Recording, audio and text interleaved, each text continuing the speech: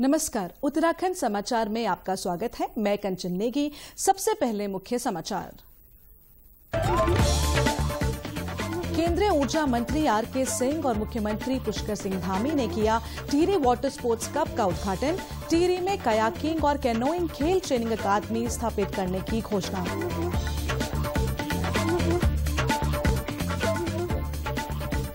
केंद्रीय राज्य मंत्री अजय भट्ट ने कोविड-19 से बचाव की तैयारियों पर की बैठक। स्वास्थ्य और प्रशासनिक अधिकारियों को दिए व्यवस्थाएं चाक-चौबंद करने के निर्देश।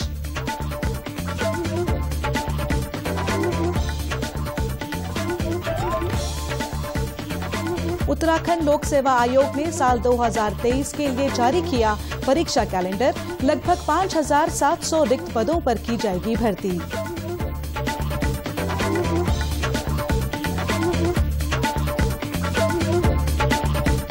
और कोहरे की चपेट में प्रदेश के कई क्षेत्र। मौसम विभाग ने आज और कल के लिए जारी किया ऑरेंज अलर्ट। कई जिलों में स्कूलों में अवकाश घोषित। अब समाचार विस्तार से। केंद्रीय ऊर्जा मंत्री आर.के. सिंह और मुख्यमंत्री पुष्कर सिंह धामी ने टिहरी झील में आयोजित national championship Tehri water sports cup का उद्घाटन किया। मुख्यमंत्री धामी ने आयोजन स्थल पर लगे विभिन्न स्टॉल्स का निरीक्षण किया। साथ ही पहले सत्र की विजेता टीमों को मेडल प्रदान किए। इस दौरान अपने संबोधन में केंद्रीय ऊर्जा मंत्री आर.के. सिंह ने कहा कि खेलों को बढ़ावा देना केंद्र सरकार की प्राथमिकता है। उन्होंने कहा कि टीएचडीसी ने टिहरी वाटर स्पोर्ट्स कप को निःशुल्क आयोजित करने का निर्णय लिया है। श्री सिंह ने कहा कि टिहरी में विश्व स्तरीय सुविधाओं से युक्त कयाकिंग और कैनोइंग खेल ट्रेनिंग अकादमी स्थापित की जाएगी, जिसमें खिलाड़ियों के ठहरने से लेकर ट्रेनिंग की भी व्यवस्था की जाएगी। वो अंतर्राष्ट्रीय स्तर का ट्रेनिंग सेंटर होगा। यहाँ पर खिलाड़ियों को रहने के लिए कोचेज की व्यवस्था, इक्विपमेंट की व्यवस्था सभी अंतर्राष्ट्रीय स्तर की होगी। जो हमारे एथलीट्स हैं जो प्रॉमिस दिखाएंगे उनको हम विदेश भी भेजेंगे अपने खर्च पर ट्रेनिंग के लिए। हम चाहते ये हैं कि ये कैनोइंग और कयाकिंग में हमारा देश कुछ मेडल्स लाए, उसका केंद्र बिंदु यही रहे। वहीं मुख्यमंत्री पुष्कर सिंह धामी ने अपने संबोधन में कहा कि यह पहला मौका है जब टिहरी झील में राष्ट्रीय स्तर की खेल प्रतियोगिता का आयोजन किया जा रहा है। उन्होंने कहा कि आज प्रधानमंत्री नरेंद्र मोदी के नेतृत्व में समृद्ध खेल संस्कृति का विकास हो रहा है। मुख्यमंत्री धामी ने कहा कि राज्य में जहां एक ओर सरकार ने नई खेल नीति लागू की है, वहीं दूसरी ओर सरकार ने नौकरियों में पुनः खेल कोटा प्रारंभ करने का ऐलान भी किया है। खेलों के क्षेत्र में हमारे सभी प्रदेश के खिलाड़ियों को आगे आने का अवसर मिलेगा। वहीं इस प्रकार की राष्ट्रीय प्रतियोगिता होने से साहसिक पर्यटन के क्षेत्र में, वाटर स्पोर्ट्स के क्षेत्र में जो तमाम हमारी यहाँ पर बहुत सारी संभावनाएं हैं, उन संभावनाओं को आगे बढ़े। उसी के साथ साथ जो आज मैं मंत्री जी का, आर.के. सिंह जी का बहुत धन्यवाद करता हूँ कि उन्होंने कैनोइंग के लिए, वाटर स्पोर्ट्स के लिए यहाँ पर एक अंतर्राष्ट्रीय स्तर का संस्थान बनाने की उन्होंने घोषणा की है। निश्चित रूप से ये क्षेत्र हमारा पर्यटन विकास के क्षेत्र में भारत के मानचित्र में आएगा। केंद्रीय रक्षा एवं पर्यटन राज्य मंत्री अजय भट्ट ने नैनीताल जिले के काठगोदाम में कोविड-19 से बचाव और तैयारियों के संबंध में जिले के स्वास्थ्य और प्रशासनिक अधिकारियों के संग बैठक की। इस बैठक में सभी सरकारी अस्पतालों में आने वाली हर परिस्थिति से निपटने के लिए व्यवस्थाएं चाक-चौबंद करने के निर्देश दिए गए। इस दौरान श्री भट्ट ने कहा कि विदेशों में कोविड के बढ़ते मामलों को देखते हुए केंद्र सरकार ने सभी राज्यों को हाई अलर्ट पर रहने की हिदायत दी है, ताकि किसी भी स्थिति का आसानी से मुकाबला किया जा सके। अभी आज नैनीताल जिले में पूरी कोरोना के बारे में क्या हमारी तैयारियां हैं, इसके बारे में सारे एडमिनिस्ट्रेशन के अधिकारियों के साथ, उसमें यहाँ जिलाधिकारी भी और यहाँ के पुलिस के अधिकारी, एसएसपी और तमाम लोग जिनको इसमें काम पे लगना होता है, सीएमओ समेत मेडिकल के सारे लोग, मेडिकल कॉलेजेस के प्रधानाचार्य जितने भी हैं वो आज उपस्थित थे।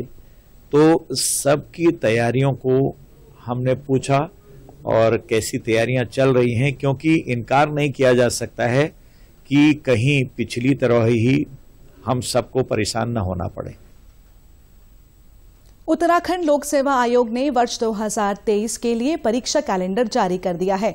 उत्तराखंड लोक सेवा आयोग के अध्यक्ष डॉक्टर राकेश कुमार ने आयोग के अधिकारियों के साथ हुई बैठक में कुछ महत्वपूर्ण निर्णयों के साथ ही कुल 32 परीक्षाओं के लिए परीक्षा कैलेंडर जारी किया। वार्षिक परीक्षा कैलेंडर के बारे में विस्तृत जानकारी देते हुए डॉक्टर कुमार ने कहा कि शासन से प्राप्त यूकेएसएससी की कुल 15 परीक्षाओं को भी परीक्षा कैलेंडर में शामिल किया गया है। उन्होंने कहा कि लगभग 5,700 रिक्त पदों के लिए विज्ञापन जारी किए जाएंगे। डॉक्टर कुमार ने जानकारी दी कि उत्तराखंड लोक सेवा आयोग के परीक्षा कैलेंडर में परीक्षा नई दिल्ली द्वारा जारी परीक्षा तिथियों का भी ध्यान रखा गया है। यहां रुकेंगे एक छोटे से ब्रेक के लिए, आप बने रहिए हमारे साथ।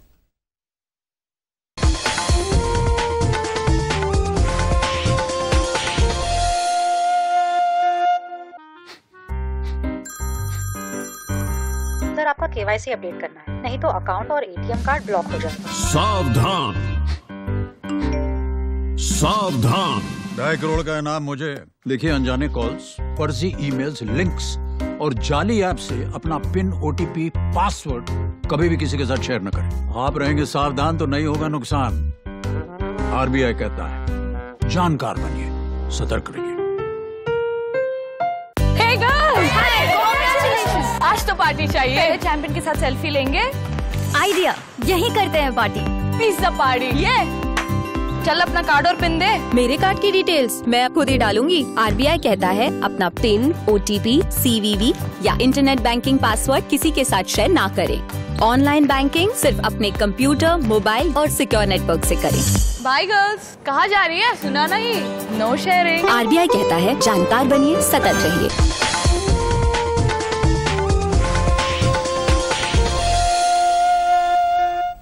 ब्रेक के बाद एक बार फिर आपका स्वागत है।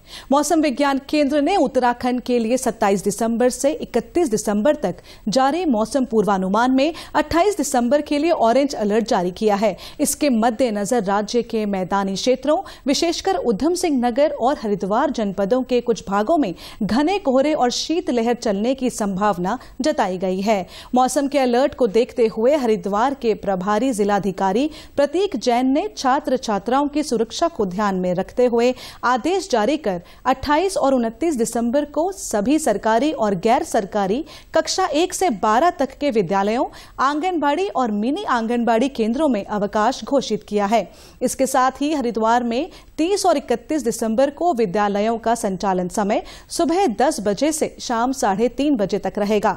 वहीं नैनीताल में भी कड़ाके की ठंड और कोहरे से जनजीवन प्रभावित है। वहीं प्रशासन द्वारा कोहरे से बचाव के लिए लोगों को हर संभव मदद पहुंचाई जा रही है। उधर चंपावत जिले में कोहरे ने लोगों की परेशानी बढ़ा दी है। जिले के पुलिस अधीक्षक देवेंद्र पिंचा ने बताया कि कोहरे के कारण दुर्घटनाओं की संभावना बनी रहती है। ऐसे में उनके आदेशों पर कुछ दिनों पहले से ही जगह जगह पर रिफ्लेक्टर्स लगाए जा रहे हैं ताकि दुर्घटनाओं से बचाव किया जा सके और यातायात प्रभावित न हो। प्लेन्स के एरिया में जहां पर कोहरा और धुंध रहती है, वहां पर सबसे ज्यादा एक्सीडेंट की संभावनाएं रहती है।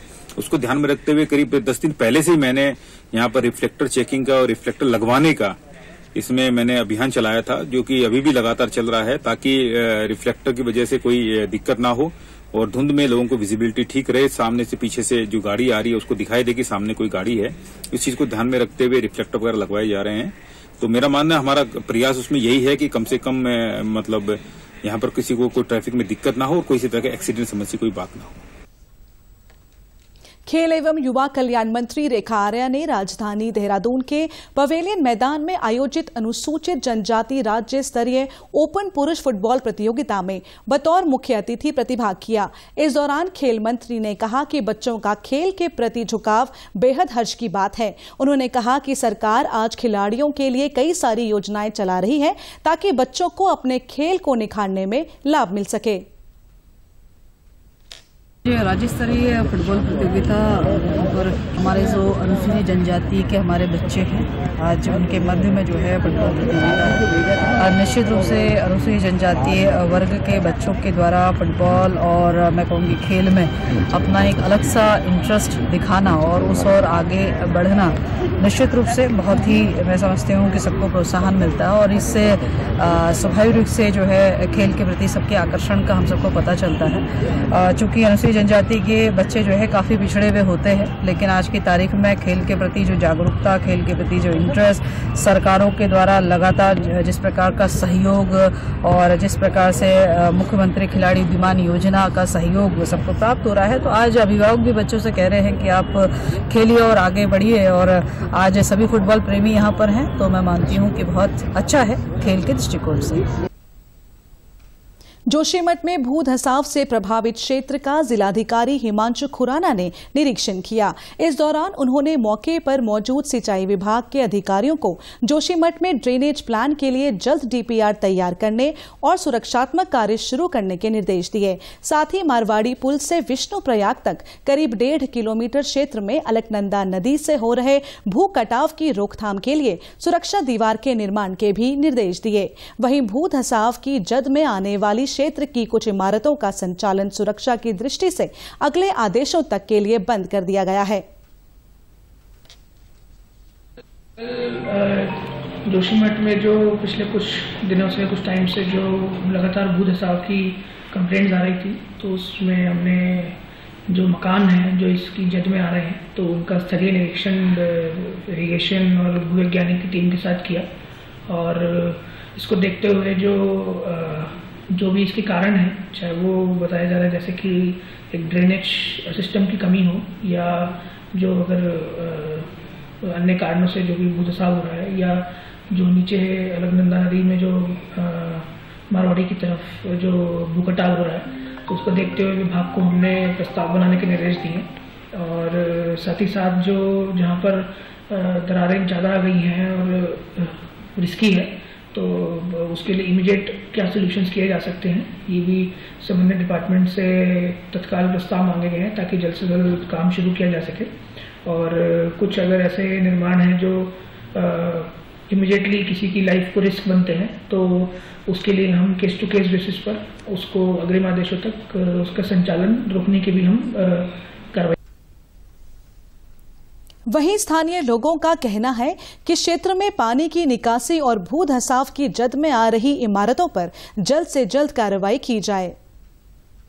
जो होटल है उसके अंदर के जो कॉलम होते हैं पूरी दरारें पड़ चुकी है और उसके पीछे रहने वाले परिवार कभी भी हताश हो सकते हैं। इसमें कोई बड़ी दुर्घटना हो सकती है। इसमें शासन प्रशासन से हम ये मांग करेंगे कि इन होटलों को तुड़वाया जाए, जिससे कि पीछे रहने वाले परिवार सुरक्षित बच सके और यहाँ पे जो है पानी की नालियों का और जो पानी का है उसका पूर्ण रूप से निकासी की जाए। वनाग्नि की रोकथाम को लेकर पौड़ी जिलाधिकारी डॉक्टर आशीष चौहान की अध्यक्षता में महत्वपूर्ण बैठक आयोजित की गई। बैठक में जिलाधिकारी ने कहा कि आगामी फायर सीजन में वनाग्नि की घटनाओं को कम करने के लिए मिशन मोड पर कार्य करने की आवश्यकता है।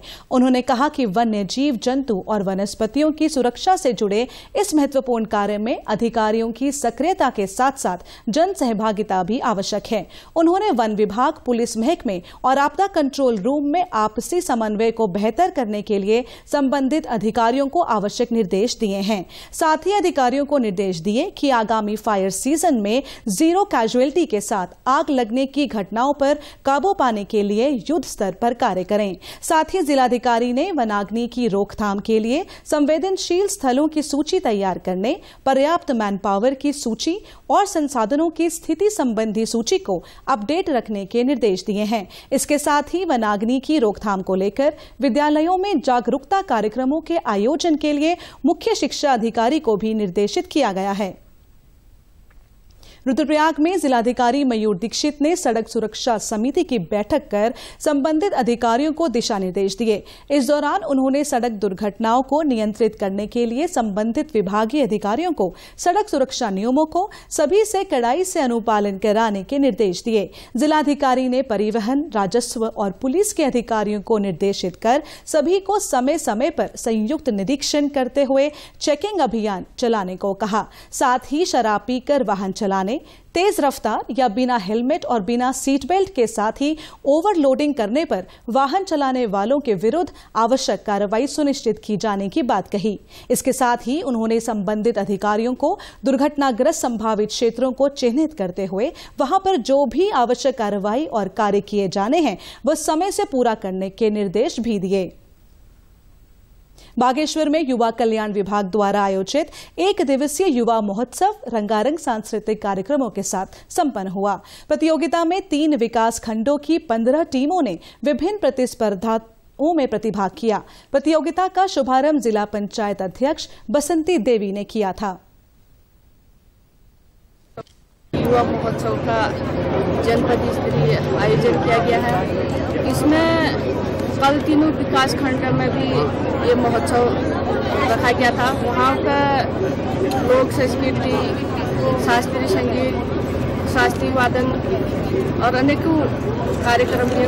वहाँ पर विजेता प्रतिभागी थे, वो चयनित होकर आज जिला महोत्सव में प्रतिभाग कर रहे हैं। और जो प्रतिभागी यहाँ से प्रथम, द्वितीय, तृतीय श्रेणी प्राप्त करेंगे वो राज्य स्तरीय। प्रदेश से जुड़ी अपडेट्स के लिए आप हमसे सोशल मीडिया के माध्यम से भी जुड़ सकते हैं। हमारा ट्विटर हैंडल है DD News_देहरादून, हमारा फेसबुक पेज है DD News उत्तराखंड और हमारे YouTube channel DD News Uttarakhand को भी आप सब्सक्राइब कर सकते हैं। प्रदेश के समाचारों में बस इतना ही। नमस्कार।